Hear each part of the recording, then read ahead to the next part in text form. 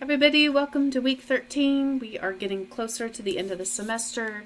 Hope you had a good week last week. So last week you did a bunch of research for your argument essay. You're finding those sources. I did share the outline with you. So your goal this week is to work on that outline and hopefully work on your draft.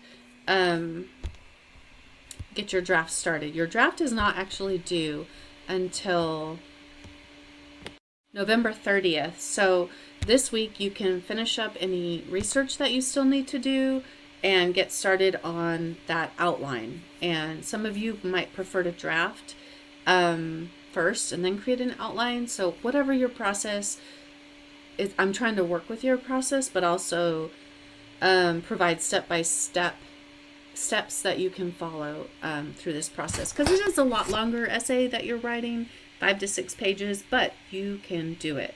So this week we're focusing on that thesis statement and working through the steps of the writing process. You have your very last quill.org assignment, so I did remember to move it to the end of the module this week, so just remember to finish up all of your quill assignments. If you're missing any, now's a good time to double check that you've finished those. And let's get going. So writing an outline will help you draft your essay.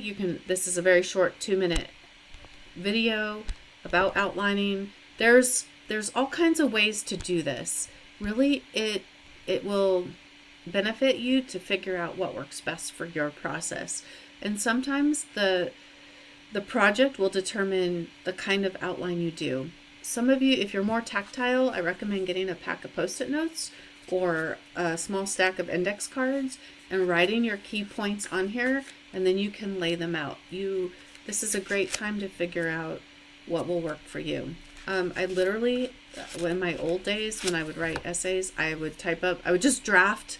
I did not believe in outlines before I wrote essays, and eventually you get the work done, but I do kind of wish I had embraced the outline much sooner. Now as a writer, I definitely use outlines because my brain is ping-ponging everywhere and I need a map to follow. So here's another quick video about a classic outline style, but here comes the magic. I've already done a lot of the work for you. So click on that view instructions. You'll see this outline template. Again, you're basically, if you want to look up any resources, or you're basically writing a problem solution essay. You can't see my hands. Problem solution. So you're going to establish the problem and then offer your solution. So there's your, download that, use it, fill in the blanks. Please delete any of the instructions that you don't use. If you're not sure of something, you can say, I kind of think I'm going to put this here. This is where the magic is for helping you organize, is to throw in your sources. Say New York Times article here, Bureau of Labor Statistics source here. This also gives you a visual of like, oh, I see all of my sources right now are in my first half of my essay. I need a couple sources at the end. It's good to have sources spread throughout your essay. One side could be heavier than the other. That's not really a grading consideration, but in terms of the weight of your sources. So just do what you can. You can attach a Word file. You can literally handwrite it. You can do a series of Post-it notes and take a picture. I want this to work for you. So just give me some proof that you did something, that you're working on it. That would be great. And so you could do that. Whoops, I think I closed this. And then your last thing this week is that quill.org assignment.